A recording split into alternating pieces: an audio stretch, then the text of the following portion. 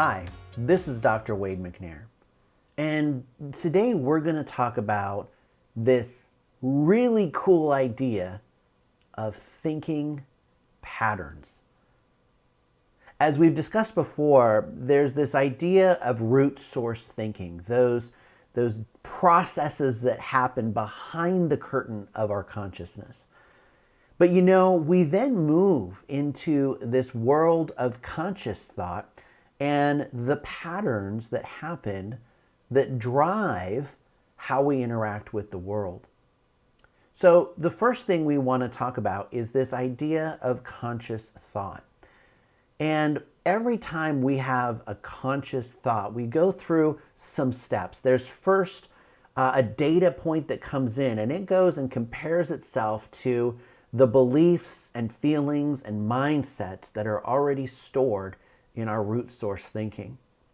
We then translate that into actions and interactions and outcomes that we have with other people. Now, what's interesting is it doesn't end there. In fact, those actions, interactions, and outcomes then reinforce the beliefs, feelings, and mindsets. And that just continues to reinforce in what's called a cognitive behavioral loop.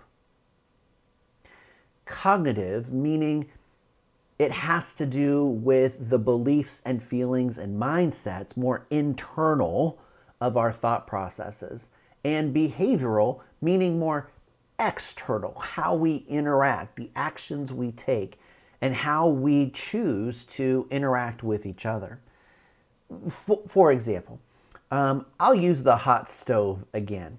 So we grew up, we're a clean slate, we're born with a clean slate of our brain. There's this stove. We touch the stove, it burns, it says it's hot. And the next time we look at the stove, well, our root source thinking says, hold on, don't touch the stove. And throughout life, we'll have moments where we're learning to cook. Maybe we're taking the pizza out of the oven, or we're baking some cookies and we happen to touch the hot pan, or we happen to touch the grill inside the oven, or even we don't realize the stove's on and we accidentally get too close and ow.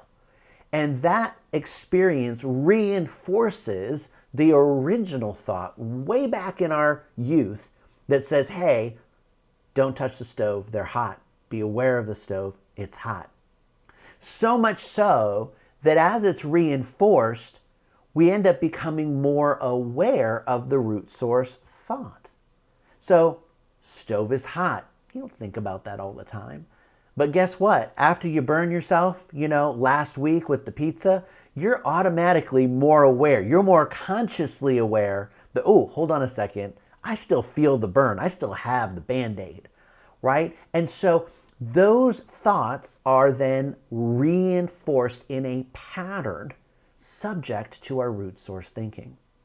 So by us living every day and looking, whether it's our social media, whether it is the news, whether it is our conversations with friends, that we will filter the information that's coming to us through these thinking patterns that we've had and experienced and reinforced over the course of our lives.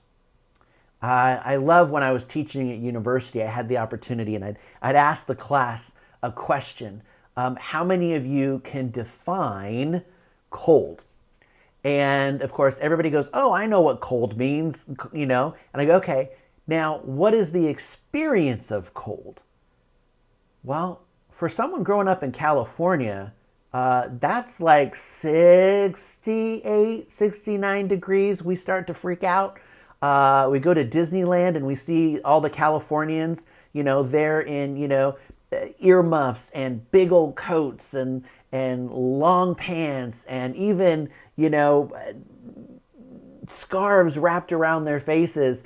And it's December in California. And then you can tell the people who aren't from California, who are from somewhere where it snows on a regular basis, and they're in shorts and t-shirts and flip-flops in December at Disneyland. Well, You see, our perception of life changes based on our experience. So, what is cold to someone in California is not cold to someone in Minnesota. So, we have to understand that these reinforced patterns do not necessarily mean that we understand what is true. We only understand that which is reinforced. Now, does that mean that we're all just subject to our reinforced thinking patterns and we're just kind of doomed to follow them throughout our whole life? Well, the answer to that is thankfully no. What's great about our brain, and I like to say it's the most complex 2.5 pounds of matter on the planet. And we're learning new things in brain science about how our brain can adapt, that we can create new neural pathways, that we can shift the patterns by our own choices through repetition and to relearning and choosing to think differently and do differently than maybe how we were taught or maybe how we have had it reinforced year after year. If you've ever driven in a Jeep off-road, you will find that you're following a certain path and you're kind of stuck in the ruts of all of the people that have driven beforehand. In fact, so much so that in some places you literally can take your hands off the wheel and your Jeep will just follow the ruts that have already been paved ahead of it. You see, that's like our thinking patterns. And what's great about being human, what's great about having this ability to choose, is we can say, I don't want to go that way anymore. I don't want to think that way anymore. I don't want to behave that way anymore. And we can grab the wheel of our own life and we can pull ourselves outside of the thinking patterns or ruts that have been created over time. Now, is it easy? Anybody who's been in a Jeep knows that if you want to go outside the beaten path, it's bumpy and it's rough until you start making a path for yourself and reinforcing it over and over and over. So whether we are discovering and activating our human potential, whether we are looking to change some of the beliefs about ourselves, or whether we're looking to maybe recover from behaviors and patterns that have brought us to a point where we're just not happy with who we are. The encouragement here is that we can change the pattern and we can reinforce the chosen and desired outcome.